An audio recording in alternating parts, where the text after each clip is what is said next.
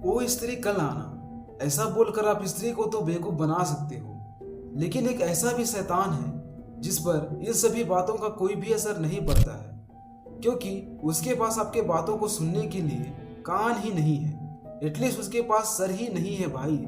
इसलिए इस शैतान को कहा जाता है सर कटा। तो आज हम इस वीडियो में बात करने वाले हैं एक रियल लाइफ लेजेंड के बारे में। ये बात तो आप सबको पता ही होगा कि जो फिल्म्स होते हैं उसमें जो कैरेक्टर होते हैं या कहें कि जो भूत होते हैं वो कहीं ना कहीं रियल लाइफ के अर्बन लेजेंड से ही बेस्ड होते हैं। सिमिलरली स्त्री 2 में जो भूत दिखाया गया है वो भी कहीं ना कहीं रियल लाइफ से ही बेस्ड है, जिसका नाम था मान काव्या।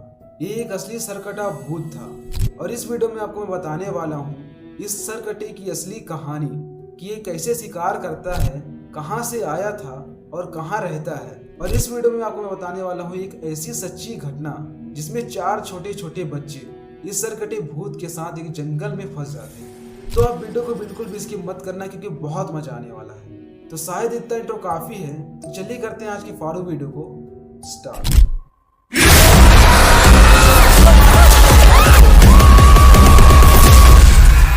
महाराष्ट्र की लोक कथाओं में एक अर्बन लेजेंड का जिक्र किया गया है जिसका सिर नहीं है, जिसका नाम है मान काव्या। इसका नाम का ही मतलब होता है सर कटा। मान काव्या एक चितकावली मराठी वर्ड है जिसमें मान का मतलब होता है सर और काव्या का मतलब होता है सर कटा। मान काव्या का मतलब होता है एक ऐसा शैतान जो सर को धड़ से अलग कर देता हो, इंग्लिश में बोले तो हेड कटर। और इस सर कटे से रिलेटेड आपको मैं एक ऐसी सच्ची घटना बताता हूँ जिसे सुनने के बाद आप सबकी भी रूह कांप जाएगी। कान में रत्नागिरी शहर से करीब 7 किलोमीटर दूर में एक घटना हुई थी। 2015 की बात है। 4 लड़के थे, उनकी उम्र करीब 20 साल के आसपास रही होगी। इन सभी को फिल्म देखने का बहुत शौक था, लेकिन इनके गांव में कोई भी सिनेमा हॉल नहीं था। एक शाम को ये चारों मिलते हैं और एक मूवी जो नई रिलीज हुई थी उसको देखने का प्लान बनाते हैं।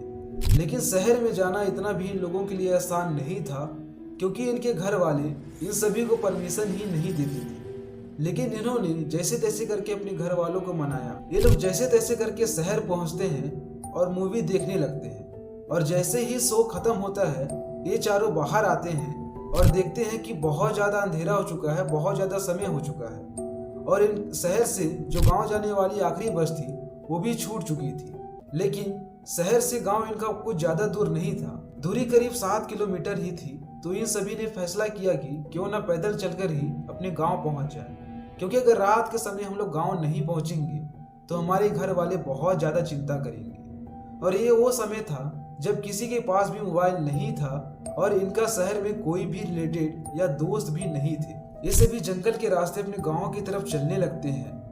और आप लोग सभी सोच रहे होंगे भैया कि अगर जंगल है और रात का समय है तो कोई ना कोई भूतिया घटना तो जरूर होगी।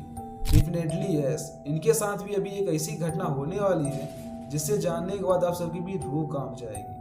ये जंगल जो था इनके गांव जाने का शॉर्टकट था, इसलिए ये जंगल के रास्ते ही प्रेफर कर रहे थे जाने। ये रास्ता कच्चा था और इन सभी लोगों को मालूम था कि इस रास्ते में हमें कई जंगली जानवर मिल सकते हैं। तो ये सभी लोग बिना आवाज किए चुपचाप अपने गाँव की तरफ बढ़ रहे थे और इन सभी लोगों ने अपने हाथ में एक छड़ी भी रख रखी थी। ये लोग जंगल के रास्ते आगे बढ़ ही रहे थे, तभी इनको अचानक से कहीं झाड़ियों में हलचल सुनाई देती है। ये सभी लोग एक पेड़ के पीछे छुप जाते हैं और इन्होंने देखा कि एक ऐसा इंसान है जिसके हाथ में कुल्हाड़ी है और उस इंसान का सर नहीं है। इन चारों को अपनी आंखों में विश्वास नहीं हुआ। ये सब देख के इनकी रूह तक कांप गई। ये सभी लोग बहुत ज्यादा डरे हुए थे, लेकिन इन सभी लोगों ने एक समझदारी दिखाई।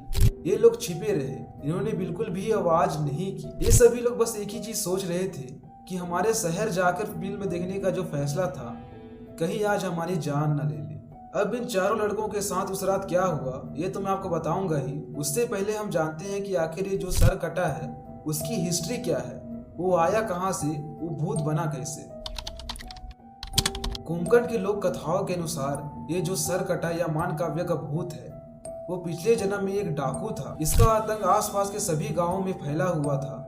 इसके आतंक से लोग इतने ज्यादा परेशान हो चुके थे, इसके अत्याचार से इतना ज्यादा घबरा चुके थे कि इन लोगों ने एक दिन इस डाकू को पकड़ा और उसे टांग दिया और टांगने के बाद इसके गला को काट दिया। ऐसा करने से उन गांव वालों को डाकू से मुक्ति तो मिल गई, लेकिन उस डाकू की आत्मा को मुक्ति नहीं मिली और वो बन गया मान काव्या।